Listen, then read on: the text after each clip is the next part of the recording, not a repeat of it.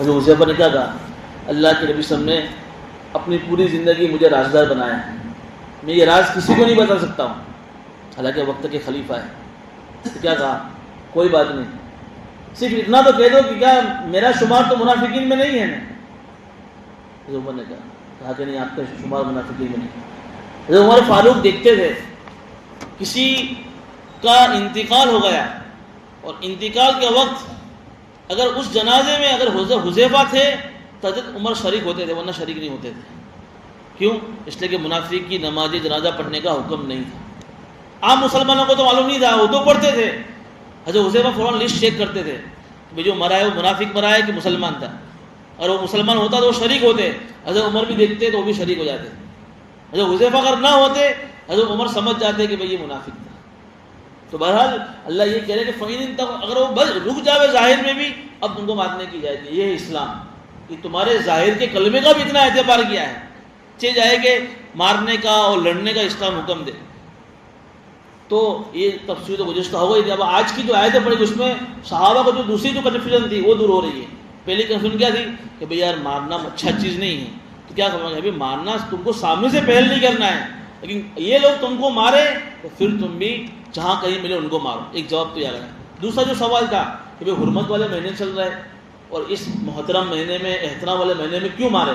تو یہاں قرآن میں اس کا جواب دیا رہا ہے الشہر الحرام بالشہر الحرام، کہ حرمت والا مہینہ یہ حرمت والے مہینے کے بدلے میں ہے، والحرمات قصاص، اور احترام کے اندر بھی برابری ہیں۔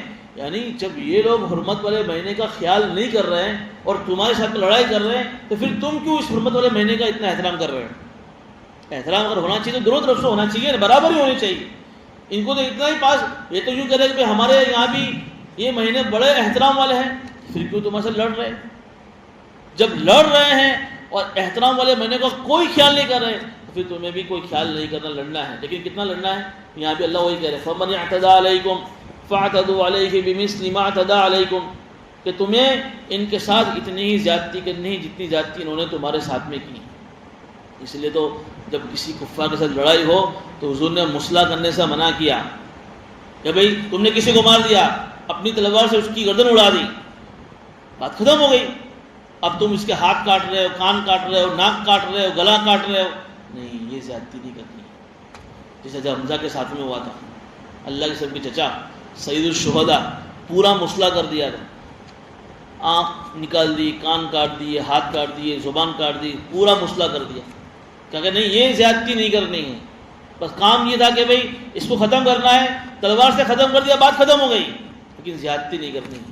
واتقوا اللہ وَاعْلَمُوا أَنَّ اللَّهَ مَعَ الْمُتَّقِينَ، اور اللہ سے ڈرتے رہو اور جان لو کہ اللہ تعالیٰ تقوی اختیار کرنے والوں کے ساتھ ہے۔ وَأَنفِقُوا فِي سَبِيلِ اللَّهِ وَلَا تُلْقُوا بِأَيْدِيكُمْ إِلَى التَّهْلُكَةِ، اب آیت نمبر 195 پڑھی گئی ہے، اور تم راہ خدا میں فی سبیل اللہ یعنی اللہ کے راستے میں خرچ کرو، وَلَا تُلْقُوا بِأَيْدِيكُمْ إِلَى التَّهْلُكَةِ، اور اپنی جان کو ہلاکت میں مت ڈالو، اور خوش دلی کے ساتھ نیکی کا کام کرتے رہو، بے شک اللہ نیکی کے کام کرنے والوں کو پسند کرتے ہیں۔ اس آیت کا مطلب سمجھنے میں کچھ صحابہ کو غلطی ہو گئی کہ بھئی اپنی جان کو ہلاکت میں مت ڈالو اور اللہ کے راستے میں خرچ کرو۔ جب ابو ایوب انصاری رضی اللہ عنہ ایک بہت بڑے جلیل القدر صحابی ہیں، یہ وہ صحابی ہیں جن کو جب اللہ کے نبی صلی اللہ علیہ وسلم نے جب ہجرت کی تھی تو ہجرت کرنے کے بعد ہر انصاری صحابی کی یہ تمنا تھی کہ حضور میرے گھر تشریف لائیں، چونکہ اس وقت مسجد نبوی بھی نہیں تھی، اور حضور اکرم صلی اللہ علیہ وسلم کا اپنا وطن کون سا تھا؟ مکہ تھا، یہاں ان کا کوئی گھر تھا نہیں مدینے میں، تو ہر انصاری صحابی یہ چاہتا تھا کہ میرے گھر میں حضور مہمان بن کر آئے، اور کس کی تمنا نہیں ہوگی؟ حضور نے کہا کہ میری اٹھنے کو کوئی ہاتھ مت لگاؤ، اللہ کا حکم جہاں ہوگا وہاں میری اٹھنی بیٹھے گی اور وہ گھر میرے لیے ٹھہرنے کا قیام بنے گا۔ اٹھنی چلتی گئی، جو صحابی کے گھر سے گزرتے وہ صحابی افسوس کرتے تھے، چلتے رہتے، جب ابو ایوب انصاری کا جب مکان آیا ہے اٹھنی وہاں ٹھہر گئی۔ پھر 8 مہینے کے قریب اللہ کے نبی سے وجہ ابو ایوب انصاری کے گھر پہ تشریف رکھے، بڑے مبارک یہ صحابی ہیں۔ بہرحال یہ صحابی کہتے ہیں کہ قسطنطنیہ ترکی کی جو راجدھانی ہے استنبول، اس زمانے میں اس کو قسطنطنیہ کہتے تھے۔ اللہ کے قسم کی پیشن گوئی بھی اس کے بارے میں آتی ہیں کہ ایک زمانہ آئے گا جس میں قسطنطنیہ کی لڑائی ہوگی اور مسلمان اس لڑائی کے اندر جیتیں گے۔ وہ جو قسطنطنیہ کی جو لڑائی ہوئی تھی، تو اس لڑائی میں بہت سارے صحابہ شریک تھے، لیکن سامنے سے دشمن بہت زیادہ تھے، مسلمان بہت کم تھے۔ سچویشن اور پوزیشن ایسی تھی جنگ کی کہ سامنے دشمن ہیں اور پیچھے دیوار ہے اور مسلمان بیچ میں ہیں، یہ مسلمان چاروں طرف سے گھرے ہوئے ہیں۔ ایک صحابی بڑے دلیر تھے، انہوں نے اپنے ہاتھ میں تلوار لی اور گھوڑے پر سوار ہو کر دشمنوں کو چیرتے ہوئے اور اپنی تلواروں کو دشمنوں پر چلاتے ہوئے اس پار سے اس پار پہنچ گئے اور بہت سارے دشمنوں کو ختم کر دیا، اور پھر لڑتے تھے وہاں سے بھی یہاں واپس آ گئے۔ تو اب کچھ صحابہ نے کہا کہ اس طریقے سے دشمنوں کے صفوں میں جا کر اپنی جان کو ہلاک کرنا، یہ اللہ نے قرآن میں منع فرمایا ہے کہ وَلَا تُلْقُوا بِأَيْدِيكُمْ إِلَى التَّهْلُكَةِ، کہ اپنی جان کو ہلاکت میں مت ڈالو۔ حضرت ابو ایوب انصاری اس وقت وہاں اس جنگ میں شریک تھے، انہوں نے کہا کہ یہ مطلب نہیں ہے جو مطلب تم بیان کر رہے ہو اس آیت کا، یہ آیت تو ہمارے بارے میں نازل ہوئی ہے، یعنی انصاری صحابہ کے بارے میں نازل ہوئی۔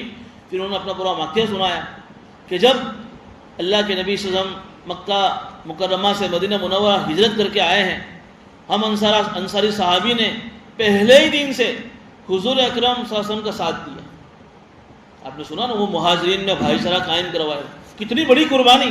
کوئی مہمان 3 دن اگر ہمارے گھر میں آج کے زمانے میں رکے تو ہم بے چین ہو جاتے ہیں، بھائی کب جاؤں گے تو۔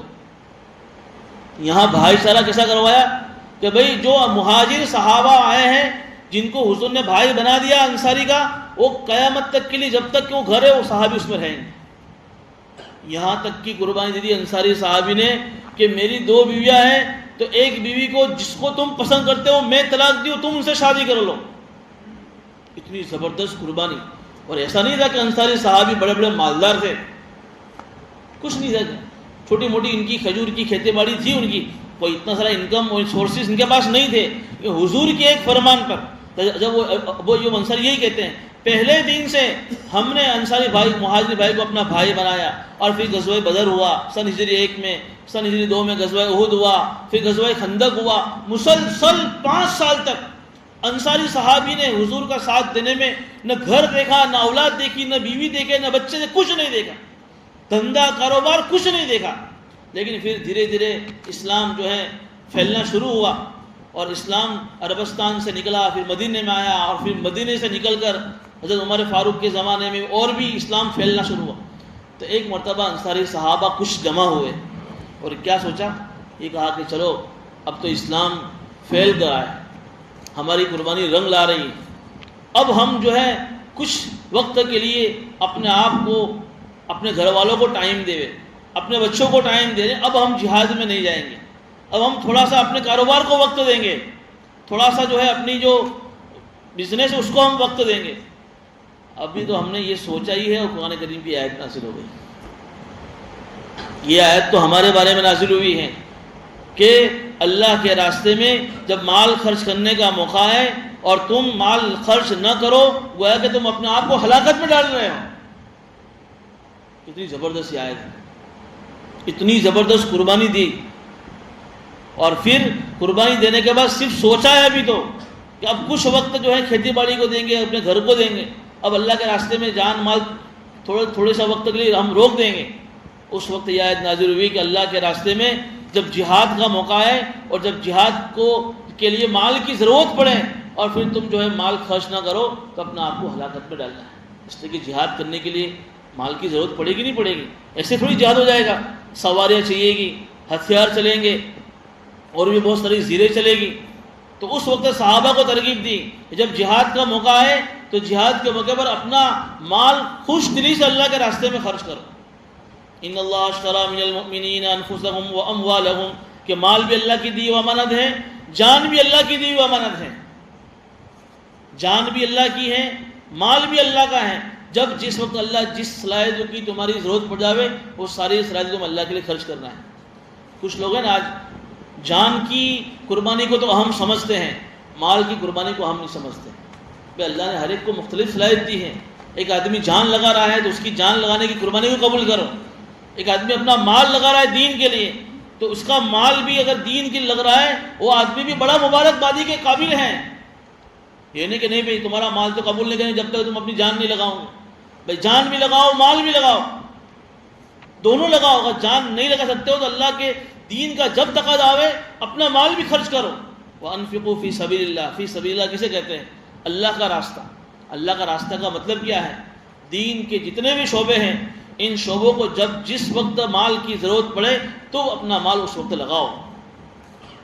چاہے وہ اللہ کے راستے میں دین کی تبلیغ کے لیے نکلنا ہو، چاہے وہ مدرسے کا تقاضا ہو، چاہے وہ مکاتب کو منظم کرنے کے لیے اللہ کا راستہ مال خرچ کرنا ہو، چاہے وہ تصنیف و تالیف کا معاملہ ہو، کوئی بھی دین کا شعبہ ہو.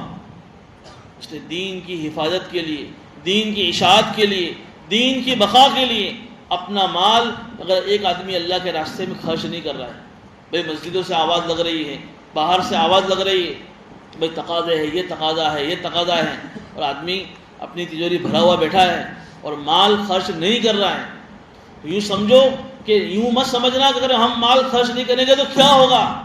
ہلاکت کا مطلب یہ ہے کہ تم مال خرچ نہیں کرو گے، دشمن تمہارے اوپر مضبوط ہو جائے گا. ظاہر سی بات ہے جب دشمن مضبوط ہوگا تو کیا ہوگا؟ مسلمان کمزور ہوگا، اور مسلمان کمزور ہوگا تو کیا ہوگا؟ کیا ہوگا؟ ہمارے گھروں سے اسلام نکلے گا، ہماری نسلیں مرتد بن جائے گی، اور ہم اپنے ہاتھوں سے ہماری نسلوں کو مرتد بنا رہے ہیں. یہ میرے اور آپ کا معاملہ نہیں ہے، پوری اجتماعیت کا آپ پوری تاریخ اٹھا کر دیکھیے نا. تاتاری فتنے میں کیا ہوا؟ بغداد میں جب تاتاری فتنہ ہوا ہے کیا ہوا؟ مسلمان عیاشی کے شکار تھے، کتنا مال تھا مسلمانوں کے پاس، لیکن بس عیاشی، مال کا جو حق تھا اس مال کے حقوق ادا نہیں کیے. کیسا زبردست فتنہ آیا ہے. جو وہاں کا سمندر تھا اس سمندروں کے اندر جو کتابیں پھینکی گئی ہیں، لکھا ہے تاریخ کی کتابوں میں کہ وہ ساری پانی جو ہے سیاہ ہو گیا، پورا پانی. ہمارے ملک بھارت میں کیا ہوا؟ 1000 سال کے قریب انگریزوں کے آنے سے پہلے مسلمانوں کی اسلامی حکومت تھی یہاں پر. تغل حکومت، مغل بادشاہ کتنے سارے آئے. کیا ہوا؟ دھیرے دھیرے دھیرے پھر عیاشی. کیا کہ انہوں نے بڑی بڑی عمارتیں اور اپنی جو ہے عیاشی میں اور اپنے نفس کے چوچلے پورے کرنے میں مال کا صحیح حق ادا نہیں کیا. انگریز نے اس کا فائدہ اٹھایا، دشمن مضبوط ہو گیا نا، غالب آیا، ہندوستان غلام بن گیا. تو یہ قرآن کے اندر اللہ نے قیامت تک کے لیے اصول بنا دیے. آج ہم جس ماحول میں ہیں اس ماحول کا جو یہ اب وہ تلوار والی جنگ نہیں ہے، صلیبی جنگیں ساری ختم ہو گئی. اب جو جنگ ہے نا وہ فکری جنگ ہے، نظریاتی جنگ ہے، ڈیجیٹل وار چل رہا ہے. ایسے ماحول میں اب یہ نہیں ہوگا کہ کوئی دشمن ہمارے اوپر تلوار لے کر آئے گا اور ہماری گردن اڑا دے گا. اب یہ فکری جنگ ہو رہی ہے. عیسائی مشنریاں کیوں قائم ہوگی؟ کروڑوں اربوں خربوں روپئے عیسائی مشنریوں پر خرچ ہو رہے ہیں. ان کے دواخانے، ان کے رفاہی اور ان کے جو ہے لوگوں کے فائدے کے جو کام کتنے ہو رہے ہیں. کیسی کیسی اسکول انہوں نے قائم کر دی. دیکھیے سینٹ زیویئرز ہمارے علاقے میں تو بنائی ہے نا. کیا مسلمان نہیں تھے اس وقت ہمارے یہاں؟ مسلمانوں کو کچھ پتہ ہی نہیں چلا کہ یہ لوگ کیا کر رہے ہیں. کتنے سالوں کی ان کی منظم کوششوں کے بعد اب یہ سلسلہ ان کا چل رہا ہے، اور مسلمان تو سوئے ہوئے تھے. ان کے دواخانوں میں ایسا مزاج بنایا جا رہا ہے. میں نے اس کے پہلے بھی بات سنائی تھی کہ اگر ان کے عیسائی ہسپتال میں اگر کوئی مسلمان مریض، خاص کر کے پوری دنیا میں اسلام کو ٹارگٹ اس لیے کیا گیا ہے کہ اسلام ہی سب سے اصل مذہب ہے، کہ اگر کوئی مسلمان مریض لیڈی یا کوئی بھی آ رہا ہے، ان کے یہاں ان کی ہاسپٹلوں میں ایسا مزاج بنایا گیا ہے کہ اگر کوئی مسلمان مریض آ رہا ہے تو ایسی ایسی لڑکیاں تیار کی گئی ہیں، ان کو کہا ہے تمہیں ان کی خدمت کرنی، ان کے ساتھ اخلاق سے پیش آنا ہے، اور خوبصورت کپڑے پہن کر، اور ایسی ایسی ان کو تعلیم دی جا رہی ہے کہ کس طریقے سے تمہیں ان کو امپریس کرنا ہے. جب تک کہ اس کی جان چلی نہ جاوے تمہیں اس کی خدمت کرتے رہنا ہے. جب جان جانے کا وقت قریب آتا ہے اس مریض کا، اس مسلمان مرد یا عورت کا، اس وقت پھر وہ لیڈی اس کے پاس قریب آتی ہے، اور بجائے اس وقت کے کلمہ تلقی کرنے کے پھر اس کو وہ عیسائی بنا کر دنیا سے رخصت کر دیتی ہے. یہ کوششیں چل رہی ہیں. یہ فکری جنگ ہے. یہ نہ ہمارے ہاسپٹل سلامت ہے، نہ ہماری اسکولیں سلامت ہیں. کچھ نہیں ہے ہمارے پاس، ڈھنگ کی ایک اسکول نہیں ہے ہمارے پاس. اور ہم لوگ جو یہ کہہ رہے ہیں کہ مسلمانوں کے اوپر حالات ہیں.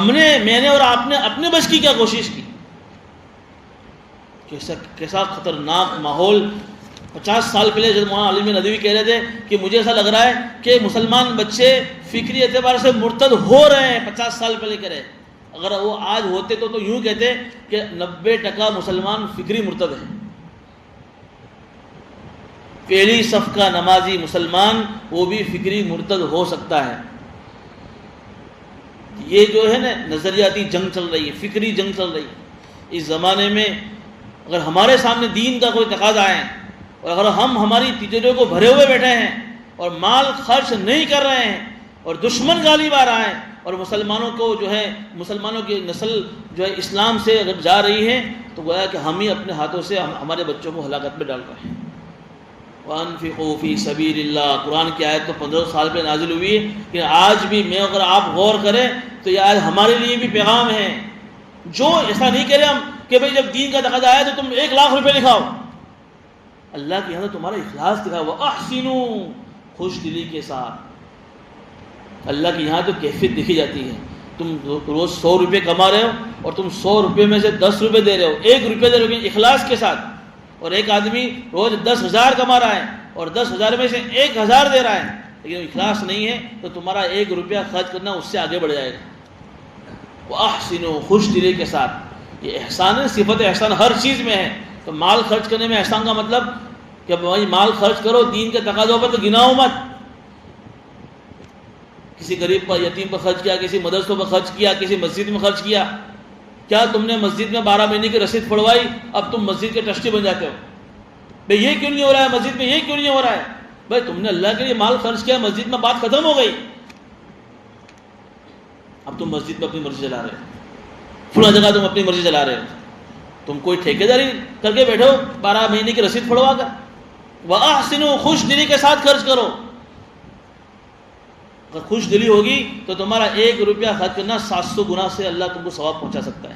وَأَنفِقُوا فِي سَبِيلِ اللَّهِ وَلَا تُلْقُوا بِأَيْدِيكُمْ إِلَى التَّهْلُكَةِ، اور اپنے آپ کو راہ خدا میں خرچ کرو اور اپنے آپ کو ہلاکت میں مت ڈالو۔ وَأَحْسِنُوا إِنَّ اللَّهَ يُحِبُّ الْمُحْسِنِينَ، بے شک اللہ خوش دلی کے ساتھ خرچ کرنے والے کو اللہ پسند کرتا ہے۔ اللہ پاک جو ہے ہماری نسلوں کی اور ہمارے خود کی اپنی ایمان کی اسلام پہ اللہ حفاظت فرمائے۔